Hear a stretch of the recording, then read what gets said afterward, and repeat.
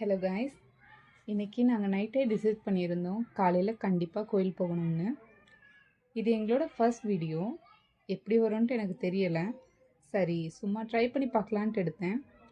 போகிற வழி ஃபுல்லாக வடப்பாவு கடையிலேருந்து வடப்பாவு வாசம் மூக்கு தொலைச்சிட்டே இருந்துச்சு.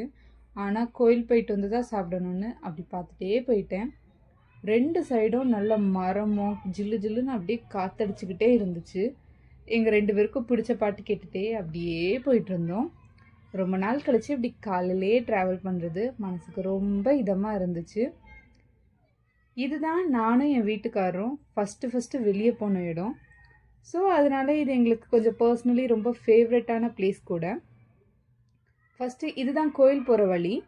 பாருங்கள் எவ்வளோ அழகாக பச்சை பசேன்னு இருக்குதுன்னு. இங்கேருந்து பார்த்தாலே உங்களுக்கு தெரியும், கோபுரம் சின்னதாக அழகாக க்யூட்டாக தெரியும். இந்த இடம் எப்போவோ இப்படியே இருக்கும்னு நினைக்காதீங்க. இதே சம்மர்னால் இது ரொம்ப ட்ரையாக தான் இருக்கும். ஆனால் கோயில் ரொம்ப அமைதியாக இருக்கும். அங்கே போனாலே நம்ம மனசுக்கு அப்படியே ரொம்ப அமைதியான ஒரு சூழல் உருவாயிடும். கோயில் ஃபஸ்ட்டு போனதுக்கப்புறம் அங்கே கீழே பிள்ளையாரப்பாவை பார்த்துட்டு அப்புறம் நாங்கள் மேலே போனோம். கோயிலுக்கு பூஜை ஆகிடுச்சோன்னு பயந்துக்கிட்டே போனோம். ஏன்னா நாங்கள் லேட்டாக தான் வீட்டிலேருந்து கிளம்புனோம். ஆனால் அப்போ தான் அபிஷேகம் பண்ணிகிட்டு இருந்தாங்க.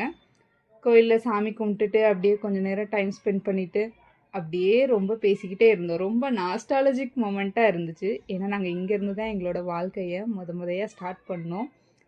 சாமிக்கிட்ட வேண்டிக்கிட்டோம் எங்களோட வாழ்க்கை சக்ஸஸ் ஆகணும்ன்ட்டு. அதே மாதிரி சக்ஸஸை நோக்கி போயிட்டுருக்கோன்னு நினைக்கிறேன், நம்புகிறேன். திரும்பவும் வர வழியில் அப்படியே பூரி பஜ்ஜி சாப்பிட்டுட்டு அப்படியே காஃபி குடிச்சிட்டு வீட்டுக்கு தேவையான மளிகை ஜாமான் வாங்கிட்டு அப்படியே வந்துட்டோம். தேங்க்ஸ் ஃபார் வாட்சிங்.